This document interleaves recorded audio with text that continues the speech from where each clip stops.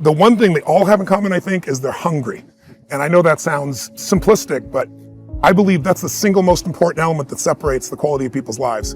It's not just the ability to have hunger, but to sustain it. Hunger means that you want more. You want more of yourself. You want to make a bigger difference. You want to be a better parent. You want to do something more than there is today, and that you don't get satisfied. Most people start out with hunger at an early stage of life and they lose it. But the people that come to me are hungry either because something's happened, they've had a birthday with a 0 on it, they've gone through a divorce, they're starting a business and they know I've got to have a different level, or they're the best in the world and they're always looking for that edge that makes the difference. I think everybody is born with hunger. Like, there's the desire to grow, to expand, to learn, and then disappointment sets in early in life for most people.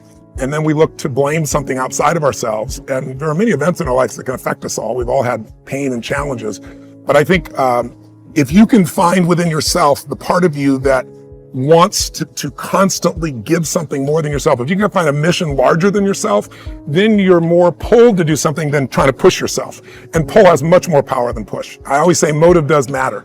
That if your motive is to serve something greater, there is an energy that comes up inside of you. So I feed 2 million people a year because somebody fed my family when I was 11 years old. And now this year we're feeding 4 million. I want to do more in that area. And every business I'm in, that drive just doesn't go away. The capacity to strengthen and increase your hunger is the one common denominator amongst the most successful people. They've never lost their hunger. Most people are hungry to achieve a certain amount, make a certain amount of money, and then they get comfortable and relax, or they get a certain level of fitness and then they relax. But Richard is as driven today as when he was 16 years old starting. I mean, he's like on fire, and he's 65 years old. Warren Buffett is 85 years old. He's as driven today as when, he began the journey, right? I believe intelligence. I love people that are wickedly smart. And I work to be wickedly smart by educating and training myself and so forth, and training my brain. There's a lot of intelligent people who can't fight their way out of a paper bag, right?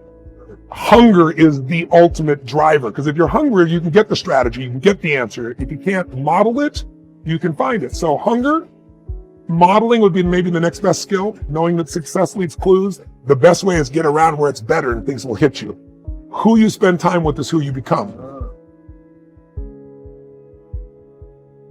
How bad do you want your goal right now? Do you want it as bad as breathing? Do you want it as bad as anything you ever wanted in your life? And if you calibrate it at the highest enough levels, what I found is the people that are the hungriest, they find a way. When you know why you want something, when it's desperation, the power of being desperate is something that most people avoid. They think desperation is a weakness. And I'm here to tell you, desperation is one of the most powerful emotions you could possibly possess, because when you're desperate, you find reserves and reservoirs of ideas, talents, and a strength that you don't know you have when you find yourself in a desperate situation. So ironically, the one thing most people avoid in their life, hunger, which is caused by being desperate. When you're starving, you become desperate. So the number one thing we need more than anything to win is hunger, which comes from a state of desperation. Yet we're constantly trying to comfort ourselves in the real world to avoid the state of being desperate. And I'm telling you that I think you need to embrace desperation again in your life. Like, do you want it so bad that you're desperate for it? See, in a fight, you show me two people. This is why it's so hard to repeat as a champion in the fighting game. Because you show me someone who's up and coming, who's hungry for that title, who's never had it before, who can taste it, who knows if they win that belt, their whole life's gonna change. They're gonna be champion of the world, all the endorsements, all the money, all their family life, all their parents' lives are gonna change. You show me somebody chasing that, hungry for it, against someone who's just trying to hold on to a title. And that's why most of the time the challenger beats the champ.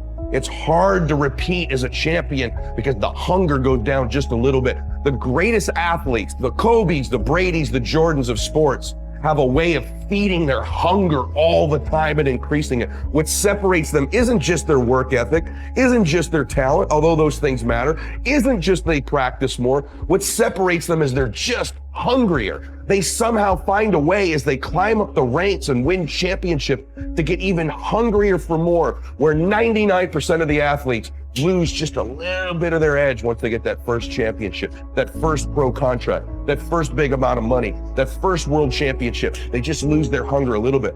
And then there's the elite. They get hungrier. It feeds the beast.